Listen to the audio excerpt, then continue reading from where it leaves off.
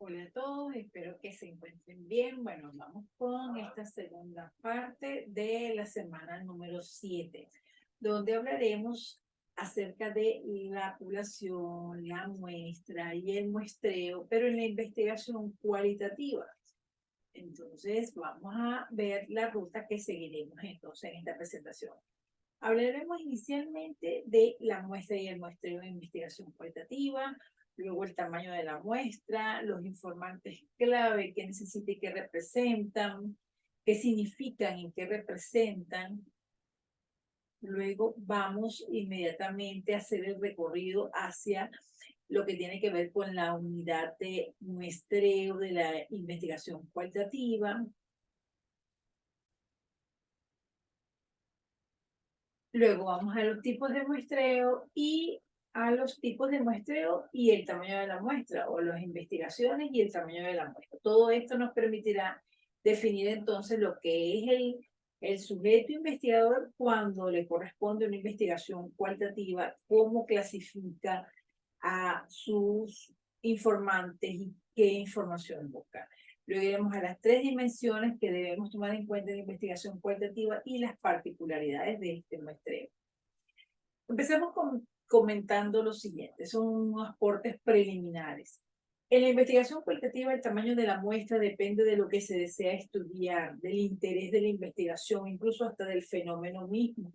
No es lo mismo investigar cuál es la percepción que tienen o cuál es la teoría que subyace al comportamiento de las personas que sufrieron el confinamiento social a partir de la pandemia COVID-19 y estaban privados de libertad, o estudiar el índice académico de los universitarios durante la pandemia. Es decir, que cada uno de los fenómenos, el contexto, los sujetos son diferentes. O sea, realmente en un estudio cualitativo lo que importa es contar con casos que posean y brinden la información requerida. Esto es clave.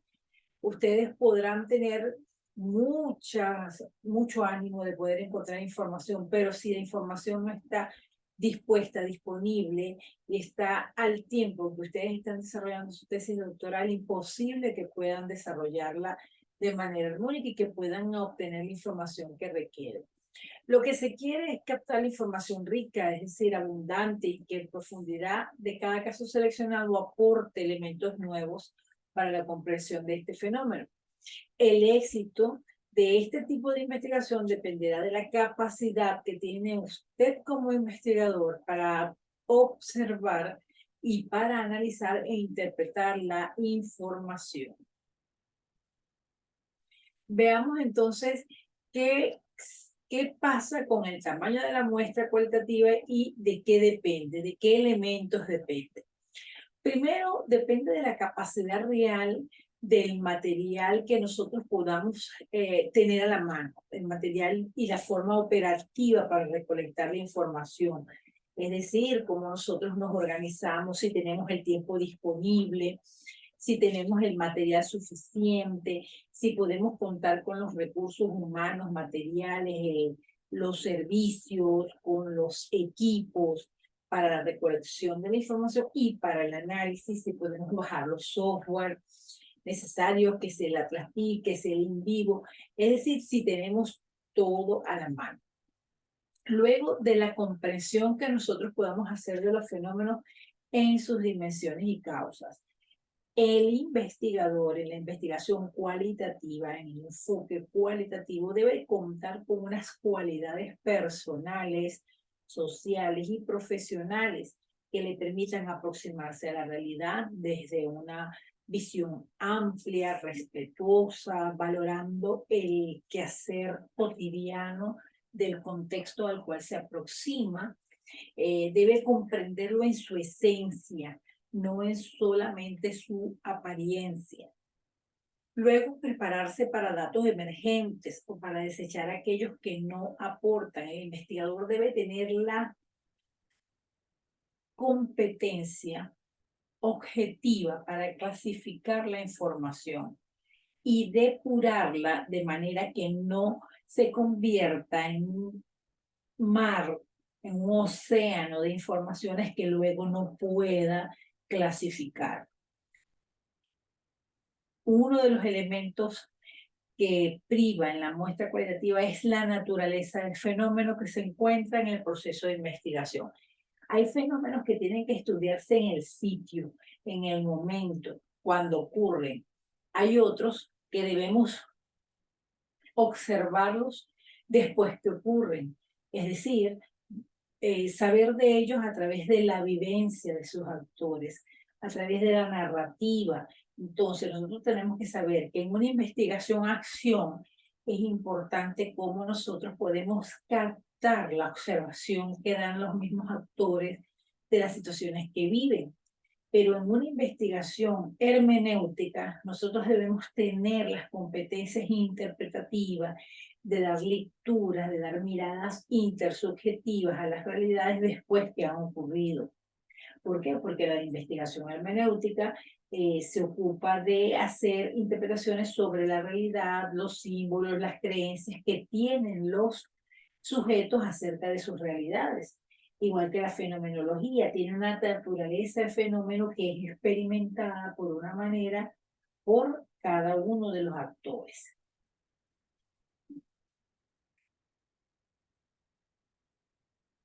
En todo este contexto es importante que tengamos claro que lo que es para la investigación cuantitativa, la muestra, para la investigación cualitativa son los sujetos informantes o los informantes clave. ¿Quién es el informante clave? El informante clave o el sujeto de la investigación, informante clave en la investigación cualitativa, es una acción, una conciencia, porque al ser constructor y productor del mundo, elabora y reelabora, desecha cada día construcciones subjetivas de ese mundo en el cual vive y actúa. Es decir, el sujeto que informa, no solamente informa, sino que construye la realidad de acuerdo a su vivencia, de acuerdo a sus acciones. Es importante centrar la atención en la persona, en su historia, en sus relaciones sociales y su ambiente como sujeto y no solo como objeto de estudio. ¿Qué significa? Que debe haber un rapport, una cercanía entre el investigador y el investigado, que en este caso es el sujeto que brinda la información. El centro de la investigación cualitativa es el sujeto. Por tal motivo, los informantes claves son aquellas personas o conjunto de personas que nos pueden brindar la información valiosa y detallada debido a su experiencia, vivencia y conocimiento del fenómeno.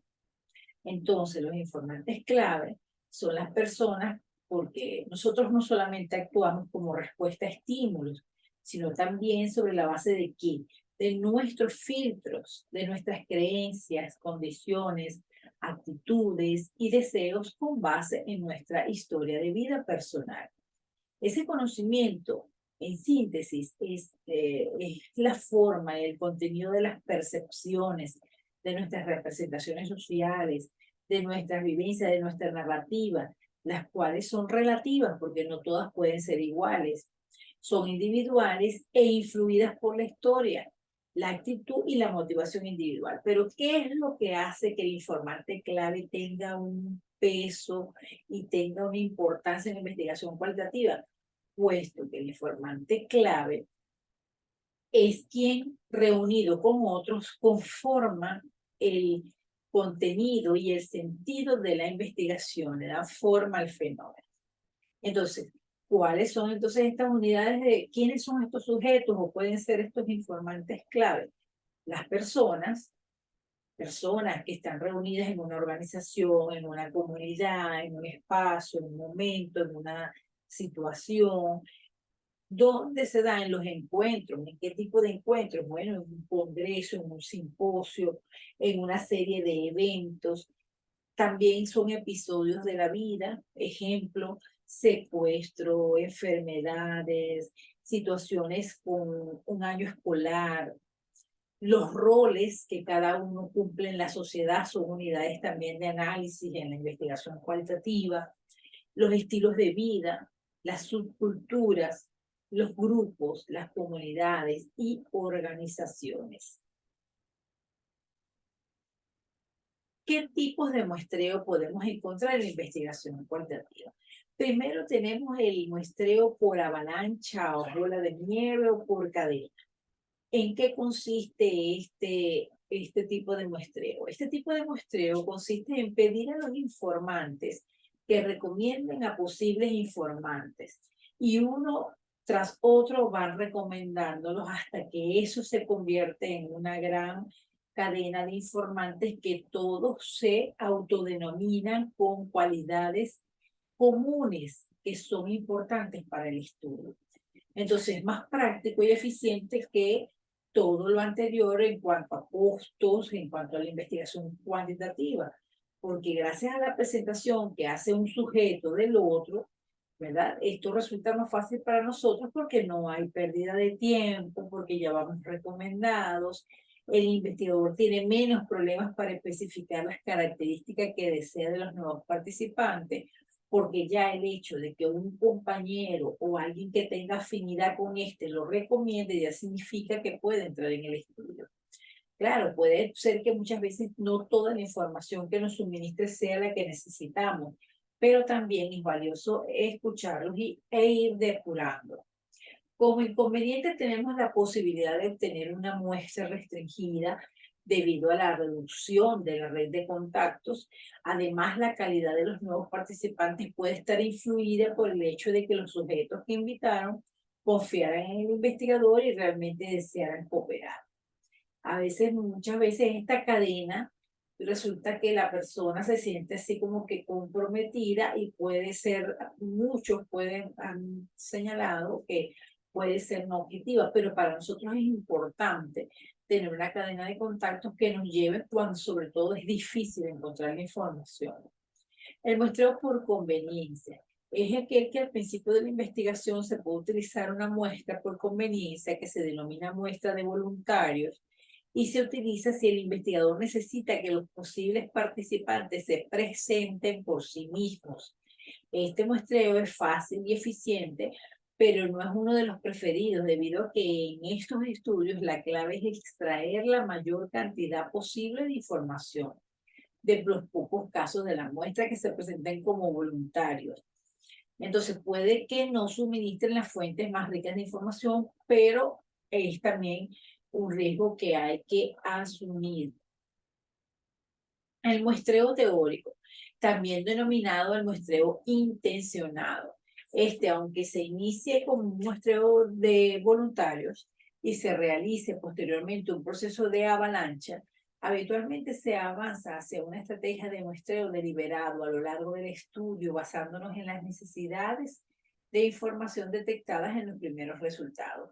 Este es uno de los más usados en la investigación cualitativa porque intencionalmente el investigador o de manera, si se quiere, subjetiva o intersubjetiva o de manera interesada, va a seleccionar los sujetos que formarán parte de la investigación. Otro muestreo muy interesante de la investigación cualitativa es el del portero o también el del informante clave, que consiste en buscar a una persona que permita el acceso a los sujetos que podrían servir como informantes clave. Esta persona es la que tiene la llave para abrir al otro y darle y mostrarle el camino. Es la persona que está insertada en la comunidad y nos dice, bueno, mira, la comunidad se reúne a esta hora, es preferible ir los días martes, los días miércoles, ir a las 5 de la tarde. Es importante que nosotros no vayamos a ciegas.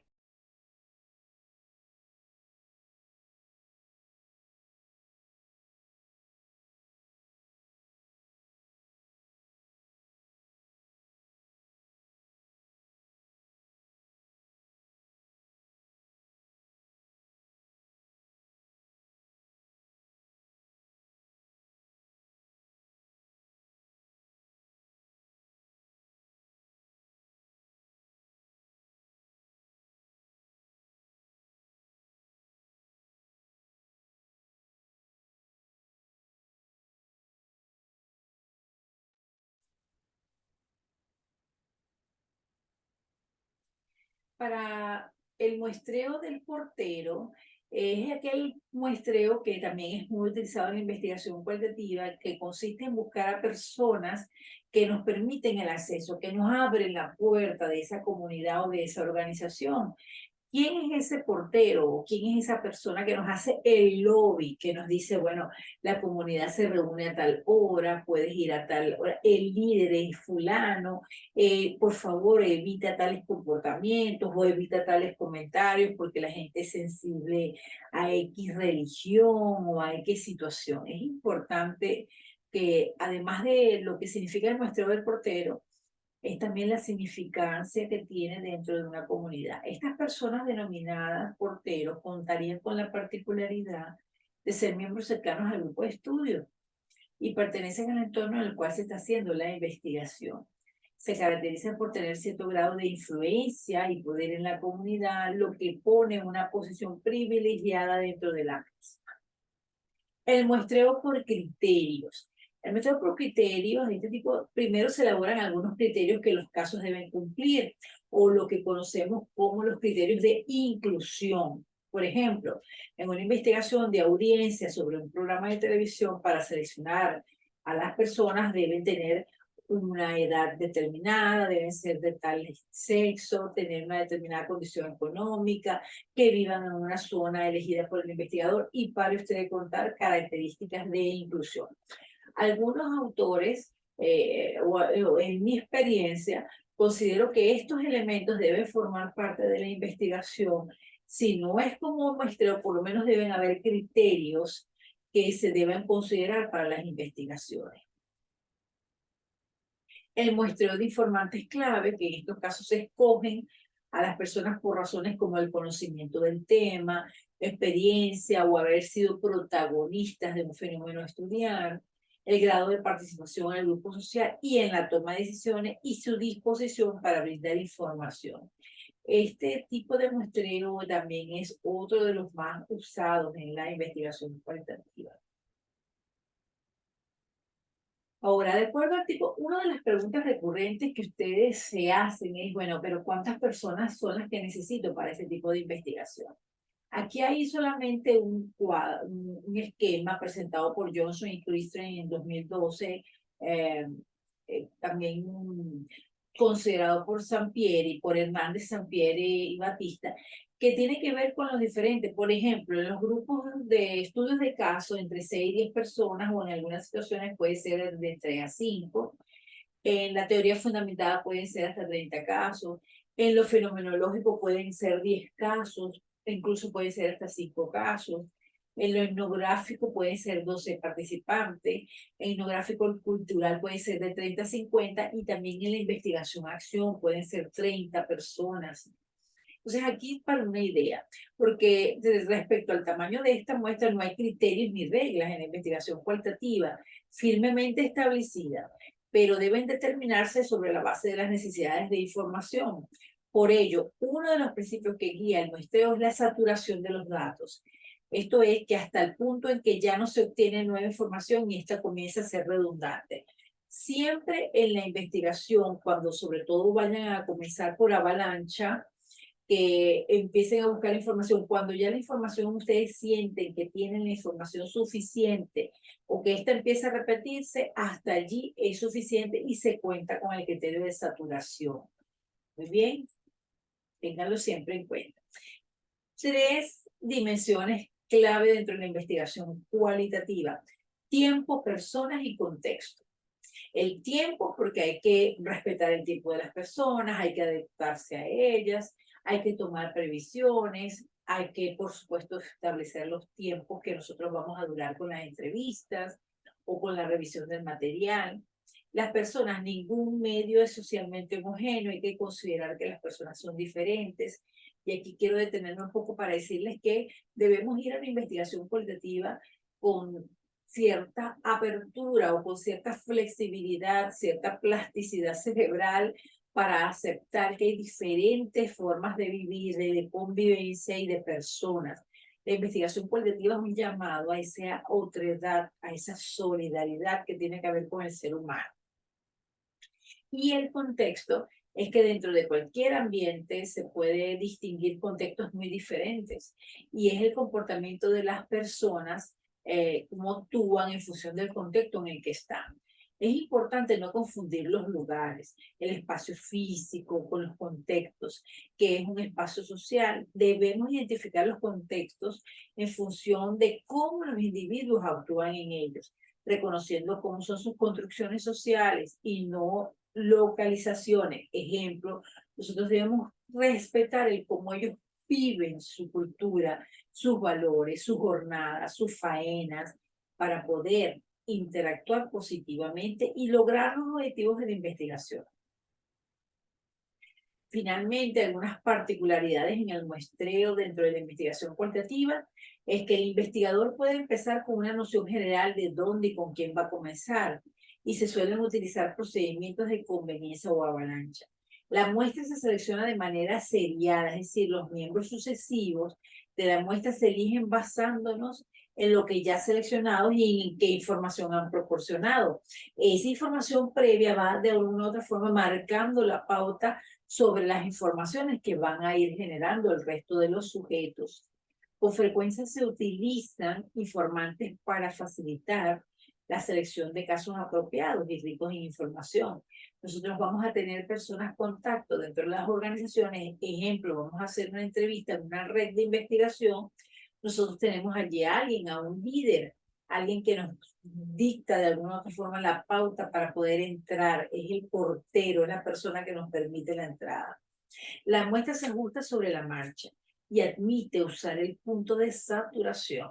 Las nuevas concepciones ayudan a enfocar el proceso de muestreo. El muestreo final incluye la búsqueda de casos confirmantes y desconfirmantes, selección de casos que enriquecen y desafían las conceptualizaciones de los investigadores. Esto es importante, esto último. De repente nosotros conseguimos una información, ya estamos un poco agotados, pero queremos confirmarla. Bueno, podemos extender un poco más las entrevistas, el estado en el sitio, en el campo, para poder confirmar la información o rechazarla. De repente alguien que haya tenido una experiencia negativa con una situación o con el problema que estamos abordando nos da una información que nos causa suspicacia o nos permite hacer ver que puede estar con juicio de valor. Entonces nosotros vamos, por supuesto, a confirmarla con los sujetos de la comunidad. Entonces, como ustedes pueden ver, la investigación cualitativa tiene un sinnúmero de elementos, símbolos, creencias, nuestras cualidades personales que inciden en ello. Pero siempre es bueno tener un punto de partida para poder sistematizar rigurosamente el cómo se va a desarrollar la investigación. Recuerden que la validación de la investigación cualitativa es clave y los procesos deben estar transparentes, detallados, específicos dentro de la investigación. Bueno, les voy a dejar más información entonces en la plataforma para que continúen fortaleciendo los conocimientos. Muchas gracias por su atención y seguimos viéndonos en estos días.